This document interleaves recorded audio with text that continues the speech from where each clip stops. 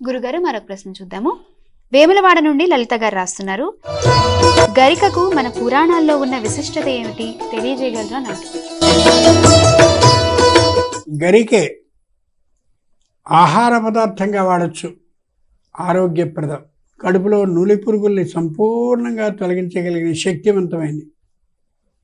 2, ఏ విధమైన ఆర్థిక భారాన్ని కలిగించనిద్ది. 3, గరికతో వినాయకుడినే కాకుండా ఏ దేవత ఆరాధనైనా చేయొచ్చు. గరికని ఒకసారంటూ కోసినట్టయితే, ముఖ్యంగా ఈ శ్రావణ మాసంలో అమావాస్య రోజున ఈ గరికని కోస్తే ఉపయోగించిన గరికని కూడా తిరిగి ఉపయోగించవచ్చు. దాన్ని పవిత్రోత్సవం అంటారు. దర్భల్ని, గరికెల్ని ఈ శ్రావణ అమావాస్య నాడు వైదికమైనటువంటి మంత్రాలను చదువుతూ కోస్తారు, ఇంతంత తీసుకొస్తారు. ఇది ఒకటి గరిక యొక్క విశేషం.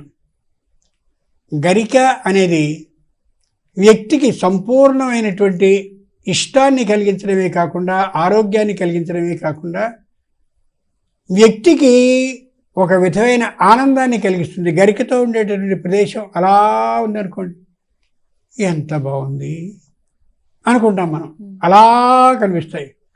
గాలికిలా ఒక్కసారి ఆ గాలి తెమ్మరకిలా కదులుతూ ఉంటే చిన్న చిన్న పిల్లలందరూ కూడా అలా ఆడుకుంటూ ఉంటే ఎలా కదులుతూ ఉంటారో అలా కనిపిస్తూ ఉంటుంది.